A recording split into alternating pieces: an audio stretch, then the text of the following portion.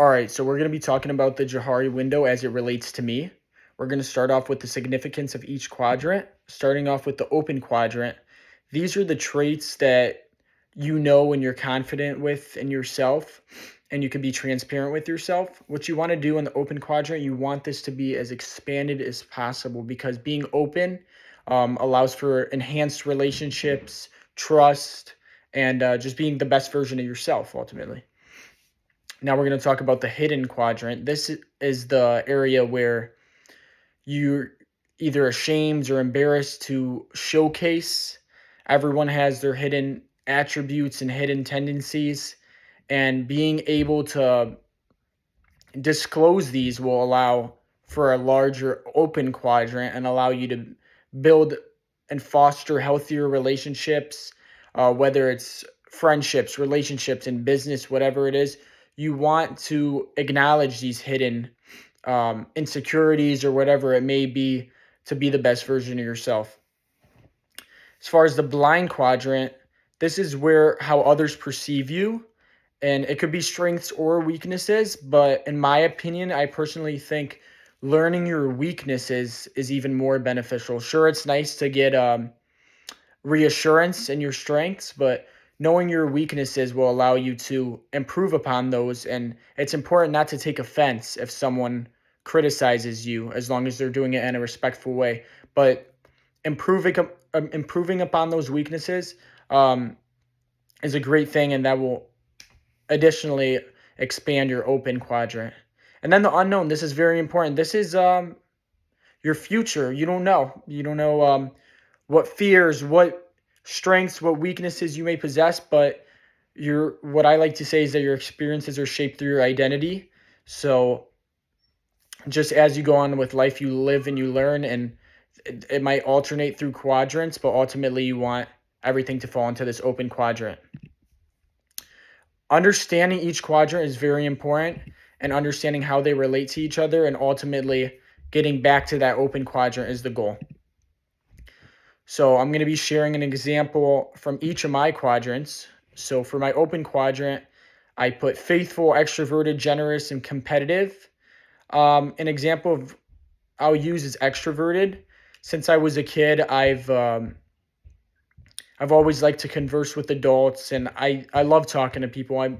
I consider myself outgoing, and I like to meet a new person every day. That's something that my grandfather taught me. And I think that meeting someone new, talking to someone new every day will allow you to be a better person and make connections and all these great things. For my hidden quadrant, I put sensitive, insecure, and gentle.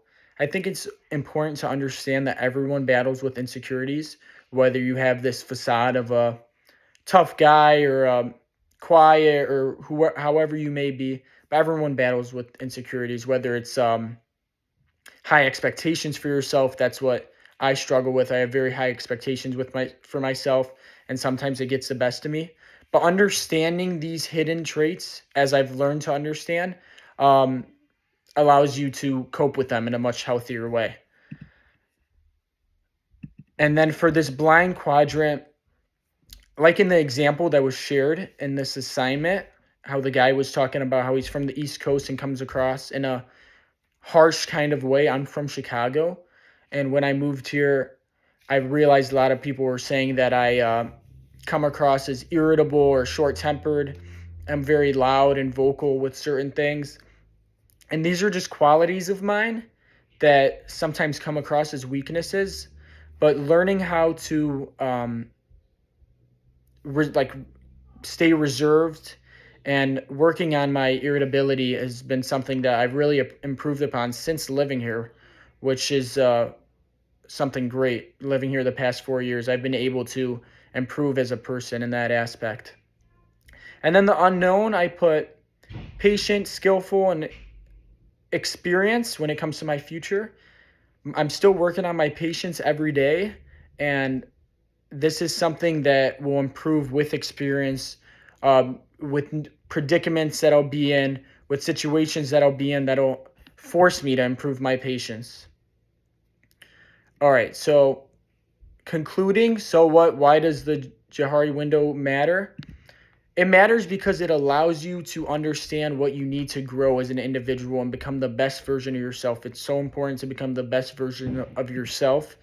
And it relates directly to what we've been learning about perception when it comes to how we perceive ourselves and how others perceive us. It's important to understand both, because if you only understand how you perceive yourself, there's really no room for growth. You need feedback, you need encouragement from other people, and it's important to take that in a good way and not be insulted by that. I used to be insulted when people would tell me certain things that I should improve on, but I've gotten rid of that stubborn aspect of mine, and I really listen.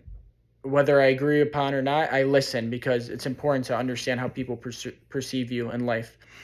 And as far as the value of this activity, I think it's great. I think it's just completing the slide. It really made me think in depth upon how I am, how I perceive myself, what I can consider hidden, and I think it's a great activity. And I think that understanding these four quadrants in your everyday life is so important, navigating and when it comes to your future. Thank you.